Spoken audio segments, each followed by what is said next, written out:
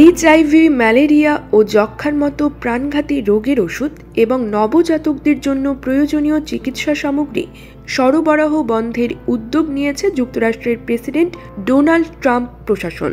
বিশ্বজুড়ে যুক্তরাষ্ট্রের আন্তর্জাতিক উন্নয়ন সংস্থা সমর্থিত দরিদ্র দেশগুলোতে এ সরবরাহ বন্ধের প্রক্রিয়া শুরু হয়েছে বলে রয়টার্সের হাতে আসা একটি নথিতে জানা গেছে।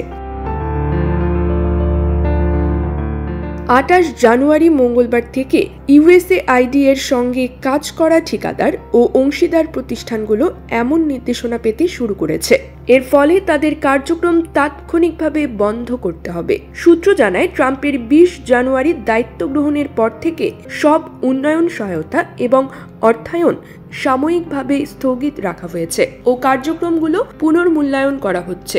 এমন একটি নথি চেমোনিক্স নামের একটি বড় মার্কিন পরামর্শক প্রতিষ্ঠানে পাঠানো হয়েছে। প্রতিষ্ঠানটি বিশ্বজুড়ে বিভিন্ন রোগের চিকিৎসার জন্য ওষুধ সরবরাহে ইউএসএআইডি এর সঙ্গে কাজ করে। এই নথিতে এইচআইভি, ম্যালেরিয়া, যক্ষ্মা, গর্ভনিরোধক এবং মাতৃ ও শিশুর স্বাস্থ্যসেবা সামগ্রী সরবরাহ বন্ধের কথা উল্লেখ করা হয়েছে। ইউএসএআইডি এর একজন সূত্র এবং সংস্থাটির একজন সাবেক কর্মকর্তা রয়টার্সকে বিষয়টি জানিয়েছেন। চলতি মাসের শুরুতে ইউএসএআইডি থেকে সরে দাঁড়িয়েছেন এমন একজন কর্মকর্তা আতুল গাওয়ান্দে। তিনি বলেন, এটি একটি বিপর্যয়।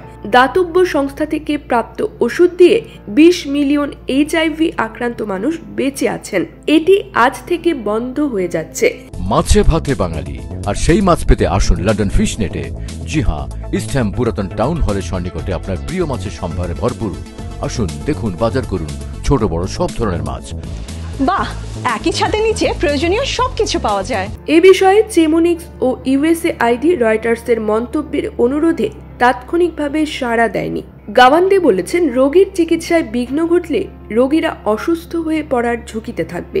এইচআইভির ক্ষেত্রে ভাইরাস অন্যদের মধ্যে ছড়িয়ে পড়ার সম্ভাবনাও বেড়ে যাবে।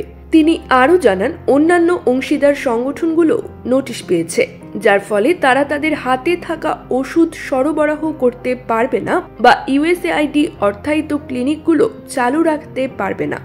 23টি দেশে 6.5 মিলিয়ন এতিম ও এইচআইভি আক্রান্ত দুর্বল শিশুদের জন্য কাজ করার সংস্থাগুলোকে ক্ষতিগ্রস্ত করছে বলেও জানান তিনি।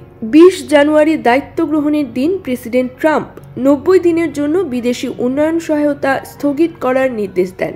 এছাড়া ইউএসএআইডির প্রায় 60 জন উচ্চপদস্থ কর্মীকে ছুটিতে পাঠানো হয়েছে। News desk, UKBD Times.